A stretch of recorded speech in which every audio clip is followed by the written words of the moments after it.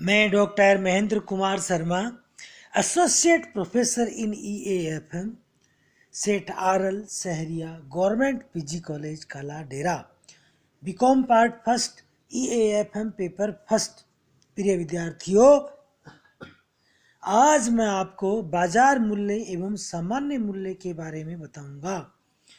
Market price and normal price, बाजार मूल्य एवं सामान्य मूल्य किसे कहते हैं, इसके बारे में विस्तृत जानकारी आपको प्रदान करूंगा। सर्वप्रथम बाजार मूल्य का अर्थ। बाजार मूल्य वह मूल्य होता है जो कि किसी बाजार में अति अल्पकाल में प्रचलित रहता है। ये मांग तथा पूर्ति के अस्थायी साम्य अथवा संतुलन द्वारा निर्धारित होता है। बाजार मूल्य का संबंध कुछ घटकों, एक दिन, एक सप्ताह, एक माह अथवा अल्पकालीन समय के लिए होता है, जो कि प्रोफेसर स्टिगलर के शब्दों में किसी वस्तु का बाजार मूल्य समय की उस अवधि के मूल्य को कहते हैं जिसमें उस वस्तु की पूर्ति स्थिर रहती है। बाजार मूल्य को अति अल्पकालीन मूल्य अथवा अस्थायी साम्य मूल्य भी कहते हैं। ये मूल्य जल्दी जल्दी परिवर्तित होता रहता है, इसलिए बाजार मूल्य है वो कई बार चेंज होता रहता है। एक दिन के लिए भी, एक दिन में भी कई बार परिवर्तित होता रहता है। बाजार मूल्य की विशेषताएं। अस्थिर मूल्य, ये अस्थिर मूल्य होता है, कोई स्थिर नहीं होता, इसमें कोई स्थिरता नहीं होती है। एक दिन में भी ये 4 बार बदल सकता है, एक दिन 2 दिन, इसमें खूब सारा परिवर्तन होता रहता है। अस्थायी साम्य, बाजार मूल्य अस्थायी साम्य पर आधारित होता है। थर्ड, मांग का अत्यधिक प्रभाव इस पे होता है। फोर्थ है लागत तत्व की प्रभावहीनता, लागत तत्व की इसमें उपेक्षा की जाती है। नेक्स्ट है सामान्य मूल्य के बराबर होने की प्रवृत्ति इसमें होती है। बाजार मूल्य का निर्धारण। बाजार मूल्य किसी वस्तु का अति अल्पकालीन मूल्य होता है, अतः इसका निर्धारण वस्तु की मांग तथा पूर्ति के अस्थायी साम्य द्वारा होता है। अति अल्पकाल में वस्तु की पूर्ति निश्चित होती है, जिसे केवल स्टॉक में रखी मात्रा तक ही बढ़ाई जा सकता है। इसलिए बाजार मूल्य के निर्धारण में मांग की प्रधानता रहती है। बाजार मूल्य का निर्धारण अलग अलग प्रकृति की वस्तुओं के संबंध में अलग अलग रूप में देखा जा सकता है। वस्तुओं को हम 2 वर्गों में बांट सकते हैं। सबसे पहले पुनरुत्पादीय विक्रय योग्य वस्तुएं जिनका पुनः उत्पादन किया जा सकता है। दूसरे का निरुत्पादनीय विक्रय योग्य वस्तुएं जिनका दोबारा उत्पादन नहीं किया जा सकता। आगे हम अब लेते हैं सामान्य मूल्य, नॉर्मल प्राइस। सामान्य मूल्य का अर्थ किसी वस्तु की मांग तथा पूर्ति के स्थायी साम्य द्वारा दीर्घकाल में निर्धारित मूल्य को सामान्य मूल्य कहते हैं।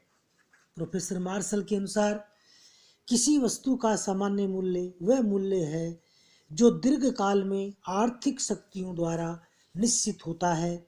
सामान्य मूल्य मांग तथा पूर्ति दोनों के अस्थायी साम्य द्वारा निर्धारित होता है। स्थायी साम्य तभी स्थापित हो सकता है जब मांग एवं पूर्ति की शक्तियों में बाधा या समस्या डालने वाली सभी बाधाओं को हटा दिया जाए। इस प्रावैगिकी संसार में बाधाएं अथवा विघ्नकारक प्रभाव सदैव कार्यशील होते हैं तथा उन्हें हटाया नहीं जा सकता। अतः सामान्य मूल्य एक काल्पनिक मूल्य होता है जो किसी समय विशेष पर वास्तव में प्रचलित नहीं रहता। बाजार मूल्य के समान मूल्य की ओर जाने की प्रवृत्ति होती है, परंतु वह वास्तव में वहां तक नहीं पहुंच सकता। बाजार मूल्य भी सामान्य मूल्य की तरफ पहुंचने की प्रवृत्ति होती है, परंतु वह वहां तक नहीं पहुंच पाता है। सामान्य मूल्य की विशेषताएं। फर्स्ट, स्थिर मूल्य। ये स्थिर मूल्य होता है। एक बार जब सामान्य मूल्य स्थिर हो जाता है तो लंबे समय तक चलने वाला मूल्य होता है, जैसे एक सप्ताह, 15 दिन, एक दिन, एक साल, ऐसे लंबे समय तक चलने वाला मूल्य सामान्य मूल्य कहलाता है। तो स्थिर मूल्य होता है। दूसरा, स्थायी साम्य। ये मांग और पूर्ति के स्थायी साम्य के द्वारा तय होता है।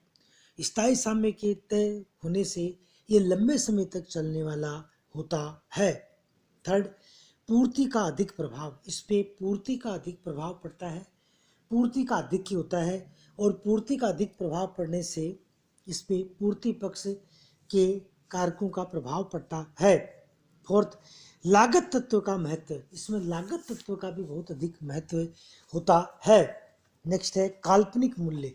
सामान्य मूल्य काल्पनिक मूल्य होता है और ये कल्पनाओं पर आधारित होता है। काल्पनिक मूल्य होने से ये लंबे मतलब कल्पनाओं में ही खोए रहते हैं।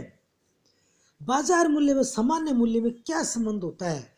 What is the relationship between normal, आपका market price and normal price की, इनमें दोनों में किस प्रकार का संबंध होता है? बाजार मूल्य तथा सामान्य मूल्य में घनिष्ठ संबंध होता है। बाजार मूल्य सदैव सामान्य मूल्य के इर्द गिर्द चक्कर काटता है तथा इसकी प्रवृत्ति सामान्य मूल्य की ओर आने की होती है। वास्तव में बाजार मूल्य का सामान्य मूल्य से बहुत अधिक समय तक न तो ऊंचा स्तर हो सकता है तथा न नीचा ही।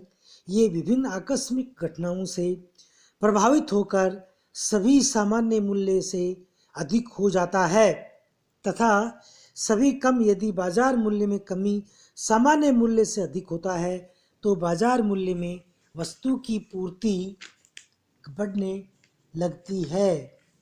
अतः उत्पादकों का अधिक लाभ प्राप्त होने से वे उत्पादन बढ़ा देते हैं तथा नए उत्पादक भी उद्योग में आ जाते हैं।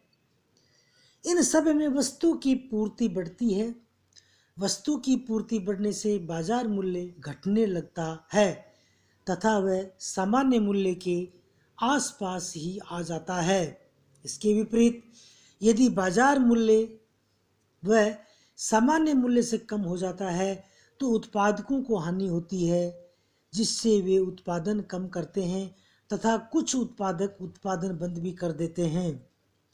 इससे वस्तु की पूर्ति कम होती है और वस्तु की पूर्ति कम होने से मांग एवं पूर्ति के नए संतुलन द्वारा बाजार मूल्य बढ़ जाता है तथा वह सामान्य मूल्य के बराबर हो जाता है।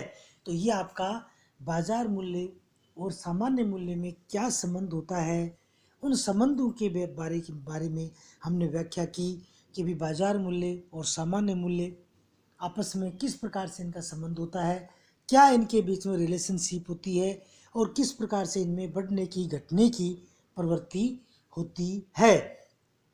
इसके नेक्स्ट हम बाजार मूल्य एवं सामान्य मूल्य में अंतर स्पष्ट करेंगे कि बाजार मूल्य और सामान्य मूल्य में क्या अंतर होता है। सबसे पहला है समय तत्व। बाजार मूल्य में समय आदि अल्पकालीन होता है। इसमें अल्पकालीन समय के लिए ये होता है।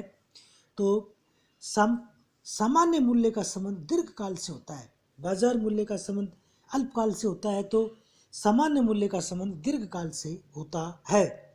दूसरा, निर्धारण। बाजार मूल्य का निर्धारण मांग तथा पूर्ति के अस्थायी साम्य के द्वारा होता है। मतलब ये मांग और पूर्ति के अस्थायी साम्य के द्वारा तय होता है। सामान्य मूल्य का निर्धारण मांग एवं पूर्ति के स्थायी साम्य के द्वारा होता है। तो ये इसका अस्थायी साम्य होता है। बाजार मूल्य अस्थायी साम्य पर आधारित है, सामान्य मूल्य स्थायी साम्य पर आधारित है। सक्रियता। बाजार मूल्य के निर्धारण में मांग अधिक सक्रिय होती है। इसमें मांग तत्व का ज्यादा प्रभाव होता है। बाजार मूल्य में निर्धारण में मांग अधिक सक्रिय होती है। सामान्य मूल्य के निर्धारण में पूर्ति अधिक सक्रिय होती है। पूर्ति पक्ष ज्यादा इसमें प्रबल रहती है। फोर्थ है स्थिरता। बाजार मूल्य बहुत अधिक अस्थिर होता है। इसमें स्थिरता नहीं होती है। सामान्य मूल्य स्थिर रहता है। इसमें एक बार तय होने के बाद में लंबे समय तक ये फिक्स रहता है। लागत। बाजार मूल्य लागतों से प्रभावित नहीं होता है। अतः वह लागतों में कम या अधिक भी हो सकता है, उसमें लागत कम व अधिक भी हो सकती है। सामान्य मूल्य सदैव उत्पादन लागत के बराबर होता है। कभी जो सामान्य मूल्य होता है, जो उत्पाद की जो लागत होती है उनके बराबर होने की इसकी प्रवृत्ति रहती है। नेक्स्ट है संबंध। बाजार मूल्य सामान्य मूल्य के समान होने की प्रवृत्ति रखता है, अर्थात ये सामान्य मूल्य के इर्द गिर्द चक्कर काटता है। बाजार मूल्य इसके कर सामान्य मूल्य बाजार मूल्य को अपनी ओर आकर्षित करता है। धन्यवाद।